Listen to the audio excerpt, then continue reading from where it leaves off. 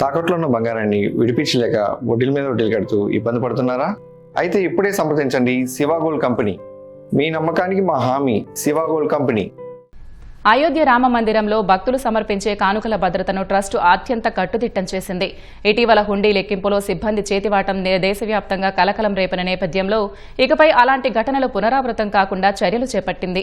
హుండీల తరలింపు నుంచి నగదు లెక్కింపు వరకు ప్రతి దశను 360 డిగ్రీల కెమెరాలు, ఎస్ఎల్ఆర్ కెమెరాలతో పర్యవేక్షిస్తున్నారు. బ్యాంకు అధికారులు, ట్రస్టు ప్రతినిధులు, భద్రతా సిబ్బంది సమక్షంలోనే విరాళాల లెక్కింపు ప్రక్రియను అత్యంత పారదర్శకంగా నిర్వహిస్తున్నారు. అయోధ్య రామ మందిరంలో విరాళాల సేకరణ, లెక్కింపు ప్రక్రియలో పారదర్శకతను, జవాబుదారీతనాన్ని మరింత పెంచేందుకు శ్రీరామ జన్మభూమి తీర్థక్షేత్ర ట్రస్టు నూతన నిఘా విధానాన్ని అమల్లోకి తెచ్చింది. ఆలయం లోపల ఉన్న హుండీలను తొలగించడం మొదలు నగదు లెక్కింపు వరకు ప్రతి దశను కెమెరాల్లో రికార్డు చేస్తున్నారు. ఈ మొత్తం ప్రక్రియను పర్యవేక్షించేందుకు 8 మందితో కూడిన ప్రత్యేక బృందాన్ని నియమించారు. హుండీల తరలింపు నుంచి లెక్కింపు వరకు ప్రతి దశను రికార్డు చేయటానికి 360 డిగ్రీల కెమెరాలు, ఎస్ఎల్ఆర్ కెమెరాలను ఏర్పాటు చేశారు. ఆలయంలో ఉన్న దాదాపు 40 హుండీలను ఖాళీ చేసే పద్ధతిని మార్చారు. గతంలో ఒకేసారి అనేక హుండీలను తెరిచేవారు. ఇప్పుడు ప్రతిరోజు విడివిడిగా ఒక్కో పెట్టెను తెరుస్తున్నారు.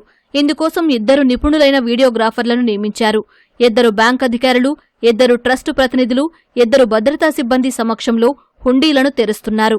నగదు లెక్కింపు పూర్తయిన తర్వాత ఎస్బీఐ అధికారులు లెక్కింపు గదిలోనే హుండీలను సీల్ చేస్తున్నారు.